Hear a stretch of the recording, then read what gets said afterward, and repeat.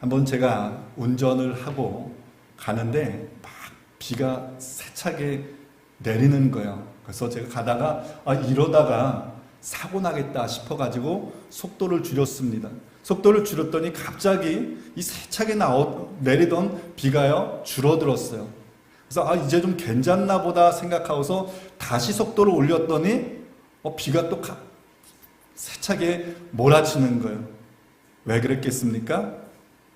나중에 알고 보니까 비가 세차게 내리친 것이 아니라 제가 속도를 높여서 운전하고 있었기 때문입니다. 여러분, 비 오는 날 운전할 때 느껴지는 이 체감 온도는요, 자동차의 속도와 비례하는 법입니다. 만약 차를 10마일, 20마일 정도로 몰고 간다라고 하면 굵은 빗방울도요, 그냥 가랑비처럼 느껴지게 되는 겁니다. 반면에 70마일로 몰고 가다 보면은 가랑비가 내린다 하더라도요, 마치 장대비가 내리는 것처럼 느껴지게 되는 법입니다. 비 오는 상황은 똑같은데요, 차의 속도에 따라서 장대비처럼 혹은 가랑비처럼 느껴질 수 있다, 이 말입니다. 살다 보면 여러분, 우리 가랑비 만날 수 있습니다. 장대비 만날 수 있고요, 모든 것을 앗아갈 것 같은 폭풍우를 만날 수도 있습니다. 그럼 여러분, 폭풍을 만났는데도 가랑비를 만난 것처럼 흔들리지 않고 고요할 수 있는 방법은 없을까요? 오늘 우리가 이 부분을 말씀 통해서 함께 생각해 보면서 은혜를 나누고자 합니다. 오늘 본문의 시인은요, 폭풍을 넘어서서 마치 그냥 천재지변이 일어나고 있는 것과 같은 상황 가운데 처해 있음을 보게 됩니다. 그러므로 땅이 변하든지 산이 흔들려 바닷 가운데 빠지든지 바닷물이 솟아나고 뛰놀든지 그것이 넘침으로 산이 흔들릴지라도 우리는 두려워하지 아니하리로다. 시인은 지금 이스라엘이 당하고 있는 그 어려움을 바닷물이 솟아나고 뛰노는 것과 같다라고 말을 하고 있습니다. 그러니까 지금요, 집채만한 커다란 파도가 연달아서 몰려오고 있는 그런 상황입니다. 산이 흔들리고 흙이 무너져 내리는 산사태가 난 것과 같은 상황과 같다라고 지금 이야기를 하고 있는 겁니다. 여러분, 어떤 상황이 연상되세요? 해일, 아니면 지진, 이런 것과 같은 자연재해를 연상케 할 수 있습니다. 자연재해는 여러분, 사람의 힘으로는 어찌할 수 없는 불가항력적인 커다란 어려움이잖아요. 지금 이스라엘에게 닥쳐진 환란이 이와 같은 것입니다. 또 6절 말씀 보니까 이렇게 문나라가 떠들며 왕국이 흔들렸더니 그가 소리를 내시며 땅이 녹았도다. 그 환란으로 인해 가지고 나라 전체가요 흔들리고 있는 상황입니다. 백성들이 여기저기에서 이야기하고 있는 거예요. 두려워 떨고 있는 겁니다. 이제 우리는 끝났다라고 하고 있는 상황이에요. 그럼 도대체 어떤 일이 이스라엘 가운데 벌어졌기 때문에 시인이 이렇게 말하고 있는 것일까? 히스기야 왕이라고 하는 사람이 있었습니다. 이 히스기야 왕 때요, 아수르의 사네립 왕이 18만 5천 대군을 이끌고 남유다를 쳐들어왔어요. 당시 이 아수르라고 하는 나라는 고대 근동의 최고의 최강자였어요. 북이스라엘은 불과 얼마 전에 이미 아수르에 멸망당했고요, 다른 나라들도 지금 수많은 나라들이 다 멸망당했습니다. 그런 막강한 힘을 갖고 있었던 이 아수르가요 쳐들어왔다는 거예요. 1차 침입 때 히스기야 왕이요, 그 성전과 그리고 궁전에 있는 그 금과 은 모두 그냥 탁탁 긁어가지고 그것을 주는 거예요. 이거 제발 참아주십시오. 이거 우리가 바칠 때니 우리 좀 살려주십시오. 그래가지고 그들이 물러갔습니다. 근데 그 후에 유다가요, 이 아수르를 견제하기 위해서 애국과 동맹을 맺습니다. 하나님께서는요, 나를 의지해라, 나다. 너희들이 의지할 거는 바로 나다라고 계속적으로 말씀하셨는데요, 히스기야 왕은 인간적인 생각으로요, 보여지는 실질적인 힘, 애국을 의지하려 했던 겁니다. 그러자 아수르가 2차로 침입을 해 들어옵니다. 오늘 본문은 아수르의 2차 침입을 배경으로 하고 있습니다. 아수르가 침입해서 예루살렘 성을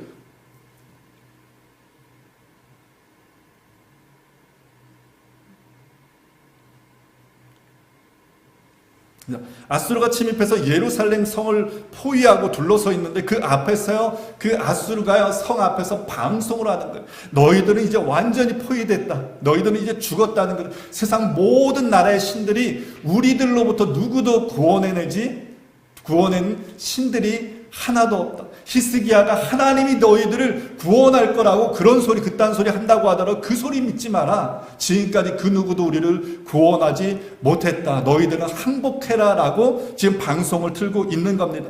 이 항복하라고 하는 편지를 히스기야가 받은 거예요. 그래서 그 편지를 가지고서 하나님 앞으로 나아갑니다. 하나님 앞에 나아가서 그 편지를 펴놓고 하나님 앞에 기도하고 부르짖는 거예요. 하나님 눈 좀 떠보세요. 하나님 눈 좀 떠보세요. 파워포인트가. 자, 하나님 눈 좀 떠보세요. 하나님 귀 좀 기울여 보세요. 이 편지 좀 읽어보세요. 라고 히스기야가 하나님 앞에 기도하는 겁니다. 여러분, 인생이라는 것이요, 참 그런 것 같더라고요. 때로는 땅이 꺼지는 것 같고요, 세상이 다 무너지는 것 같고 낙심되는 일들이요 얼마든지 일어나는 게 우리 인생입니다. 그럼 그런 일들이 닥쳐질 때 우리가 어떻게 해야 될까요? 그럴 때 여러분들은 어떻게 하세요? 지난 8월에 저희 가족 여행을 라스베가스를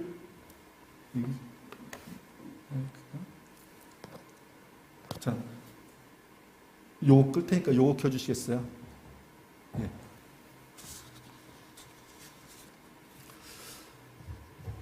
지난 8월에 저희 가족여행을 라스베가스를 거쳐서 그 그랜드 캐년으로 갔습니다. 아이들 크니까요, 시간 잡기가 쉽지 않더라고요. 다들 다 뿔뿔이 흩어져 있고.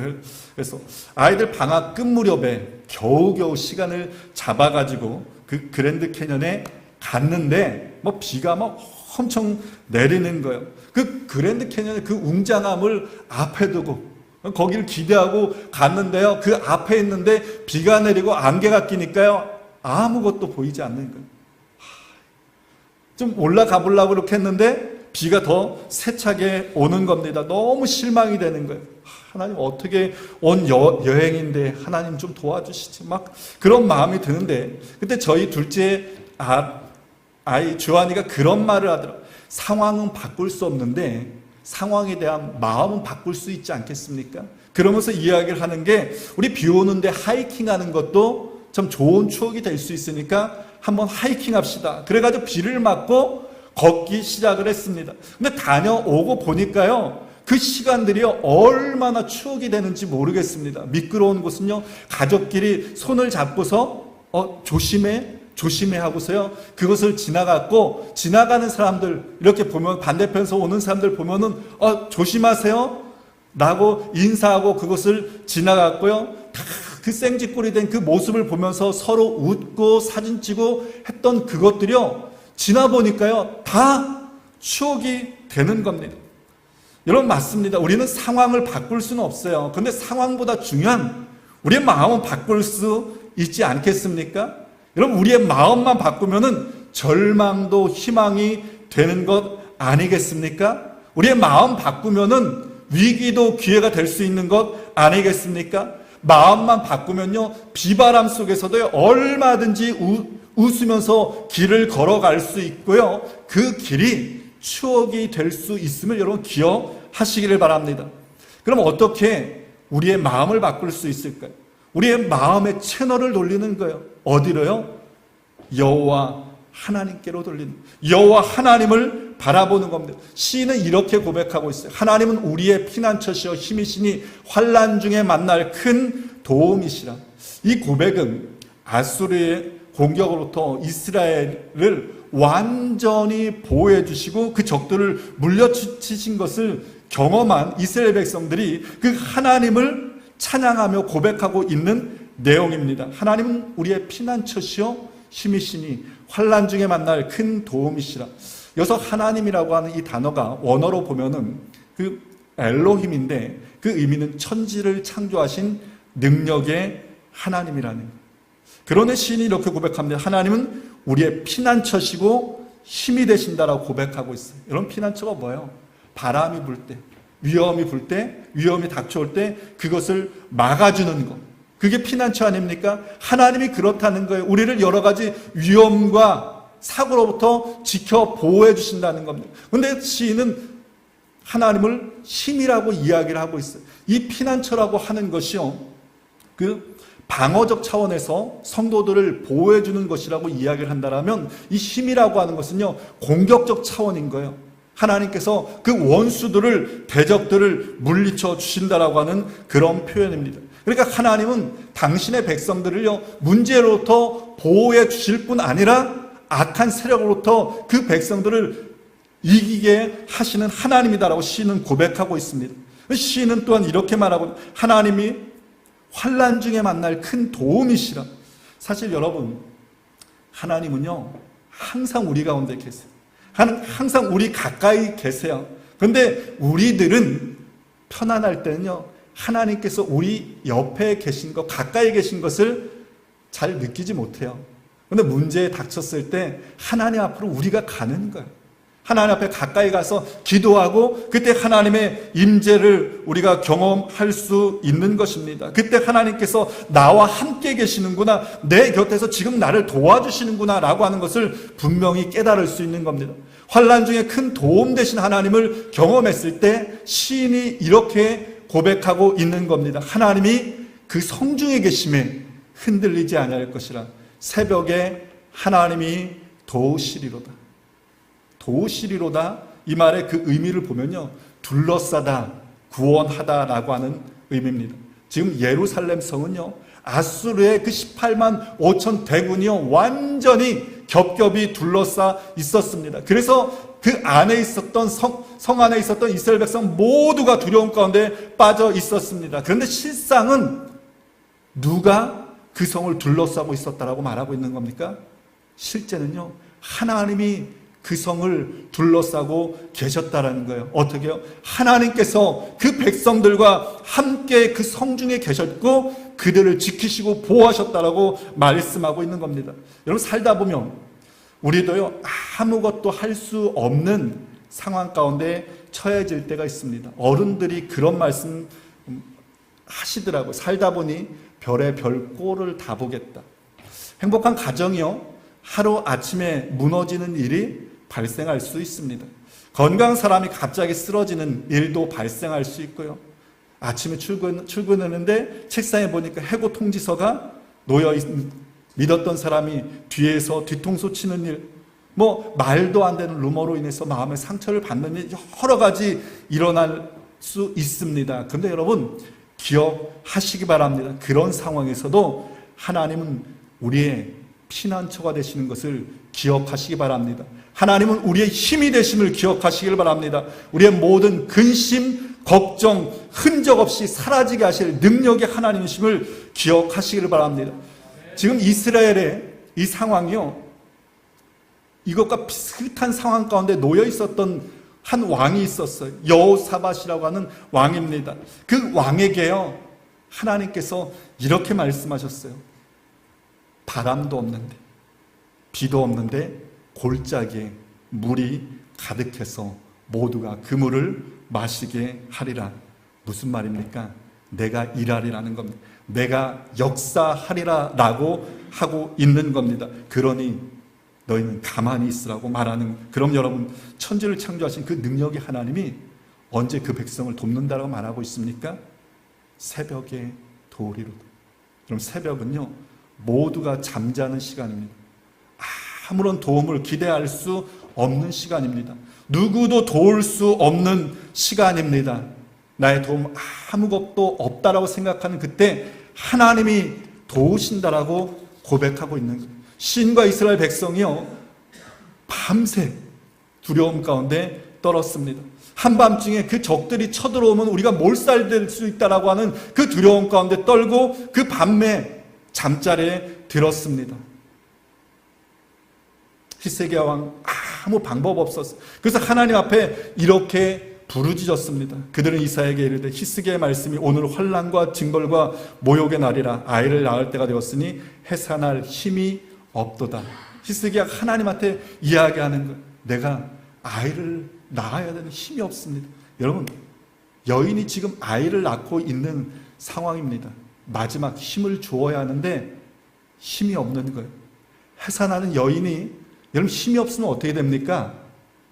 아이가 죽든지 산모가 죽게 되는 거예요. 지금 이스라엘이 그런 상황 가운데 처해 있었다 이 말입니다. 아수르가 쳐들어왔는데 물리칠 수 있는 힘이 하나 없는 거예요. 방법 없는 거예요. 그래서 왕도 죽고 민족도 죽을 운명 가운데 처해 있었습니다. 그래서 온 이스라엘이 밤새 두려워 떨었던 겁니다. 그런데 이스라엘이 잠자고 일어났더니 어떤 일이 벌어졌습니까? 아수르의 18만 5천 대군이요 모두가 다 송장이 되었다라고 성경은 말하고 있습니다. 누가 그랬습니까? 그 밤에 하나님의 사자가 그 대적들을 물리치신 것을 여러분 믿으시길 바랍니다. 여러분 그런 경험 없으세요? 해결할 수 없는 상황 가운데 있었습니다. 혹은 도저히 이해할 수 없는 상황 가운데 아파해 보신 적 있으신가요? 그래서 고민하고 기도하고 힘든 시간을 보내면서 하나님 도와주세요. 하나님 도와주세요. 근데 한순간에 문제가 해결되는 거예요. 한순간에 모든 아픔이 사라지는 거예요. 여러분 그런 경험 있으세요? 어떻게 일이 가능합니까? 하나님께서 새벽에 도우시면 가능한 줄 믿으시길 바랍니다. 친한 목사님이요 미국에서 목회 상담하 학위를 받고서 한국으로 돌아갔는데 아주 그냥 TV에도 나오고 거의 스타 강사가 되었습니다. 근데 이 목사님이 설교하는 것을 쉐어링하는 것을 하나를 들었는데 논문을 썼는데 상실에 관한 논문을 썼어요. 자녀를 잃은 9명의 부모를 만나고서 인터뷰한 내용을 박사학위 논문으로 썼습니다. 그 목사님 만난 상담자 중에 한 분은 자녀를 자기의 집 그 수영장에서 죽게 된 거예요. 근데 그분은 아주 교회 일이라고 하면은 앞장서서 하던 분이에요. 여선교회 회장이었습니다. 선교라고 하면은 앞장서서 하던 분이었어요. 그래가지고 그 선교 때문에 인디안 선교를 하기 위해가지고 그 지역으로 옮겨온 거예요. 그런데 아기가 자기 집에서 13개월 된 아기가 잠깐 한눈 파는 사이에 거기 수영장에 빠져서 죽게 되는 일이 발생했습니다. 어떻겠습니까? 자책감, 죄책감, 후회감, 나중에는 하나님에 대한 그 원망이 얼마나 가득했는데 하나님 어떻게 나한테 이럴 수 있습니까? 하나님 내가 어떻게 하나님한테 했는데 내가 더 열심히 하나님 일 하려고 이곳으로 왔는데 어떻게 우리 아이한테 이런 일이 벌어질 수 있습니까? 그 사건 이후로 그분이요 매일같이 죽음의 삶을 살았다라고 이야기를 합니다. 근데 그분이 참 귀한 게 그 문제를요 하나님 안에서 해결하려고 했던 거예요. 하나님 안에서 울고 불고 따지고 하나님 어떻게 나한테 이럴 수 있습니까? 대답 좀 해보세요. 근데 도저히 이해할 수가 없는 거예요. 그 누가 어떤 위로 어떤 설명 아무것도 이해할 수 없었답니다. 어느 날 새벽 기도를 마치고 집으로 가는데 그 하늘로부터요 자기에게 그냥 빛이 쫙 비치더라는 거예요. 그러면서 그 여인을 덮고서 하나님이 그렇게 말씀하시더라는 거예요. 민진아, 내가 너를 사랑한다. 민진아, 내가 너를 사랑한다. 그 전까지는 어떤 말도 어떤 설명도 이해가 되지 않았다라고 합니다. 근데 민진아, 내가 너를 사랑한다. 그 말 한마디에요. 아무런 설명이 없었는데도 다 이해가 되더라는 거예요. 하나님이 내 아픔 아시는구나. 하나님이 여전히 나를 사랑하시는구나. 그 이후로 그 마음속의 아픔, 상처 한순간에 해결될 수 있었다라고 이야기를 합니다. 여러분 어떻게 일이 가능한 일입니까? 새벽에 하나님께서 치유하셨기 때문입니다. 여러분 어떤 아픔이 있습니까? 어떤 상처 있습니까? 어떤 문제가 있습니까? 하나님이 우리의 피난처십니다. 하나님이 우리의 힘이십니다. 그분이 새벽에 도우십니다. 그러므로 여러분 문제 가운데 있다 하더라도 온전히 그분을 신뢰하며 하나님 안에 거할 수 있기 바랍니다. 그때 하나님께서요 지혜 주세요. 방법 주세요. 돕는 이들을 붙여주십니다. 그리고 우리는 기쁨으로 새 아침을 맞게 되어질 겁니다. 새벽에 도우시는 그 하나님을 경험하는 그 내가 여러분 삶 가운데 있어지기를 간절히 축원을 드립니다. 하나님이 우리의 피난처와 힘이 되시면 우리는 모든 상황 속에서 승리할 수 있어요. 그럼 여러분, 하나님이 우리의 피난처와 힘이 되기 위해서 우리가 해야 할 일이 무엇이 있을까요? 시인이 이렇게 고백합니다. 너희는 가만히 있어. 내가 하나님됨을 알지어다. 내가 문나라 중에서 높임을 받으리라. 내가 세계 중에서 높임을 받으리라 하시리라. 뭐라고 말합니까? 너희는 가만히 있어. 내가 하나님됨을 알지어다. 여러분, 어린아이들은요, 잠시도 가만히 있지 못해요. 그래서 좀 같이 엄마가 이렇게 데리고 앉아 있어도 뭐 가만히 있질 못해요. 몸을 막 꿈틀꿈틀거리고. 그래서 그럴 때 엄마가 뭐라고요? 아니, 좀 가만히 있어. 그래가 뭐 아기 손을 이렇게 잡고 자리에 앉힙니다. 그러면 잠깐은 아이가 그냥 앉아 있을 수 있어요. 근데 참지 못하는 거예요. 또 막 몸을 막 움직이고 막 그렇게, 그러면은 엄마가 참다가 또 뭐라고요? 아니, 좀 가만히 좀 있으라니까 그렇게 이야기를 하죠. 여러분, 영적으로도 마찬가지 아니겠습니까? 신앙이 성숙하지 못하면은 문제 앞에서 우린 가만히 있을 수 없어요. 하나님은 우리가 문제 앞에 닥쳤을 때 뭐라고 말씀합니까? 좀 가만히 있어. 내가 알아서 할 테니 내가 해결할 때까지 가만히 있어. 근데 문제 앞에 가만히 있는 것보다 여러분 더 힘든 일은 없더라고요. 사람들은 내 힘으로 무엇인가 하려고 합니다. 그러나 우리 신앙인들은요, 조금은 가만히 있을 수 있어요. 하나님 의지하면서 기도하면서 가만히 있을 수 있습니다. 근데 시간이 지나고 상황이, 내가 원하는 상황이 이루어지지 않을 때 그때는요, 움직이는 거예요. 하나님이 사인 주지 않았는데도 내가 먼저 움직이는 거예요. 내 힘으로 뭐 좀 해보려고 하는 거예요. 여러분, 돈키호테요 보니까 코믹한 인물 산초 판자 혹시 기억하시나요? 이 산초가요, 창틀에 매달려가지고요, 밤새 온 밤을 지새우게 되는 거예요. 만일 내가 이 손을 놓으면 땅에 떨어져 죽는다라고 생각하고서 밤새 그 부들부들 떨면서요, 창틀을 붙잡고 있었습니다. 그러다가 아침이 되어서 햇살이 쫙 비치는 거예요. 조금씩 보이는 거예요. 그래가지고 이 산초가 자기가 얼마나 높은 데에 지금 매달려 있는가 보니까 어디예요? 땅과 자기 사이는 불과 5cm밖에 되지 않는 거예요. 근데 5cm밖에 되지 않는 그곳에 매달려 있는데도요, 그냥 밤새 나는 죽는다라고 부들부들 떨면서 거기에 매달려 있었던 겁니다. 이것 놓치면 내가 끝장이라고. 근데 여러분, 문제 앞에서 오늘 우리들이 하는 모습들이 이럴 때가 참 많은 것 같습니다. 하나님은 너희는 좀 가만히 있어. 내가 하나님 됨을 알게 할지어다. 내가 문제 해결할 때까지 가만히 있어라고 하는데요, 우리는 산초처럼요, 내가 무엇인가를 붙잡아야 된다고 생각하는 거예요.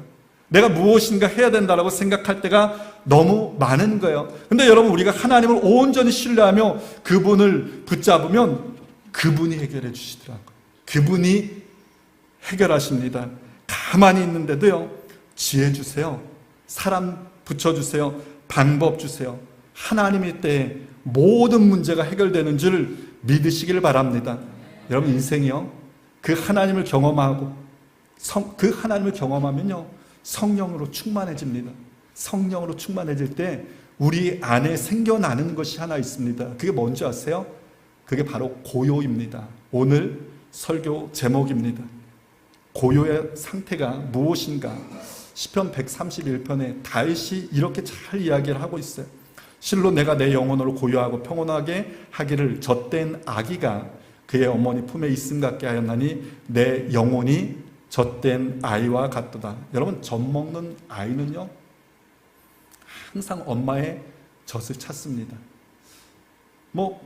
젖만 없으면 아기는 울어대는 거예요. 한밤중에도 몇 번이나 깨가지고 울어대는 거예요. 그러면 엄마도 한밤중에 같이 깨죠. 그러면 엄마가 한밤중에 잠을 자지 못합니다. 그래서 아기 키우는 엄마들은 늘 잠이 부족하기 마련입니다. 근데 갓난 아기들 보니까요, 엄마의 그 처지와 형편을요, 생각하지도 않고요, 때를 가리지 않고 울더라고요. 아마 제가 고등학교, 한 대학교 그쯤 되었던 것 같습니다. 버스 안에서 어떤 젊은 아이 엄마가 아기 젖을 먹이는 거예요. 근데 그 뒤로는 좀 신세대들은 그런 게 전혀 문제가 되지 않는다고 하더라고요. 그건 제 때만 해도 그러진 않았습니다. 근데 제가 그것을 보고는 아니 젊은 사람이 젊은 엄마가 아니 어떻게 저럴 수 있을까? 그 우는 아기를 향한 그 엄마의 애끓는 심정은 생각도 못하고 어떻게 저럴 수 있을까? 그렇게 생각을 했습니다. 아기들은요, 이처럼 엄마의 처지와 형편을 생각하지 못하는 거예요. 막 아무 때나 울어대는 거예요. 버스 안에서 울어대고요. 시아버지 앞에서 울어대고요. 길을 걸어가다가도 울어대는 겁니다. 근데 아이가 좀 크면요, 어떻게 해요? 밤중 수유를 끊어버리는 거죠. 그럼 처음엔요, 아기가 죽는다고 울어대요. 그러다가 그 시기를 잘 넘기면 어떻게 됩니까? 젖된 아기는요, 엄마 품에 안겼어요. 그 긴 밤을 새근새근 자게 되는 거예요. 여러분, 엄마 품에 안겨서 아주 편안하게 새근새근 잠자고 있는 그 아기 모습 보셨습니까? 천사의 모습이라고 우리들은 그렇게 이야기를 합니다. 이 상태를 가리켜서 다윗은 고요라고 말하고 있는 겁니다. 아무 부족이 없는 상태, 완전한 평안의 상태, 이것이 바로 고요입니다. 우리가 하나님을 경험하며 성령이 충만해졌을 때 하나님께서 우리에게 주시는 은혜가 바로 고요입니다. 그때는요, 어떤 문제 앞에서도 평안한 상태, 만족한 상태, 그것이 바로 고요입니다. 한 번은 주님과 제자들이 배를 타고 가다가 큰 풍랑을 만나게 됩니다. 제자들이요, 배 안으로 물이 정신없이 몰려 들어오는 것을 보고는 막 놀래가지고 주무신 예수님을 깨우는, 주님 우리가 죽게 된 것을 안 돌아봅니까? 그래서 주님께서 일어나셔서 제자들을 꾸짖고요, 바람과 바다를 꾸짖었습니다. 그랬더니 어떻게 됐어요? 아주 잔잔케 되었다라고 이야기를 하고 있어요. 근데 그것을 본 제자들이요, 심히 두려워 떨면서 이야기를 합니다. 그가 누구이기에 바람과 바다도 순종하는가? 제자들은 지금 두 개의 두려움을 경험하고 있습니다. 처음에는 그 폭풍으로 인한, 자연재해로 인한 두려움. 근데 그 다음에는요, 바람과 바다를 잔잔케 하신 예수 그리스도, 하나님의 아들 되신 예수 그리스도를 보고 두려워합니다. 경외감을 갖게 된 거예요. 제자들은 바람과 바다를 잔잔케 하시는 그 주님을 바라보고 경외감을 갖습니다. 근데 그 이후에도요, 제자들이 계속적으로 요동칩니다. 그리고 주님께서 십자가 못 박히셨을 때요, 모두가 뿔뿔이 흩어지고 도망갑니다. 그랬던 그들이요, 자기들을 잡아 죽이려고 하는 그 관원들 앞에서 아무 흔들림 없이 담대하게 이렇게 이야기합니다. 하나님 앞에서 너희의 말을 듣는 것이 하나님의 말씀을 듣는 것보다 옳은가 판단하라. 제자들이 변화됐어. 어떻게 변화될 수 있었습니까? 성령 받고 성령으로 충만해졌기 때문입니다. 그때부터 제자들은 비로소 어떤 환난에도 요동치지 않았고요, 흔들리지 않고 십자가의 길을 모두가 걸어갔던 겁니다. 여러분, 어떤 문제, 여러분 문제 앞에서 두려움 없는 사람이 있을까요? 아니요. 문제 앞에서 모든 사람들은 두려워하기 마련입니다. 그런데 우리는요, 감사한 것은 두려움을 이길 수는 있습니다. 어떻게요? 믿음이 두려움을 몰아냅니다. 그런데 여러분, 마찬가지로요, 두려움도 믿음을 몰아냅니다. 하나님이 우리에게 원하시는 것은 믿음으로 성령 충만함으로 어떠한 상황 속에서도 요동하지 않고 하나님만 바라봄으로 고요함 가운데 거하기를 원하시는 줄 믿으시기를 축원을 드립니다. 이제 말씀을 맺겠습니다. 오늘 본문은 18만 5천 그 대군이 사방으로 예루살렘을 겹겹이 포위하고 있는 것을 배경으로 하고 있습니다.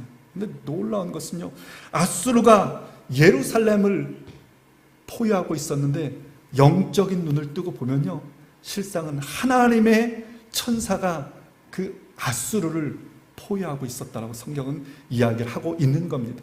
하나님이 성 안에 함께 계셔서 그 백성들을 완벽하게 보호하셨고, 하나님의 천사는 이스라엘 대적 아수르를 공격했어요. 결국 이스라엘을 승리할 수 있었던 겁니다. 마찬가지로 하나님께서 오늘 여러분들과 함께 하고 계십니다.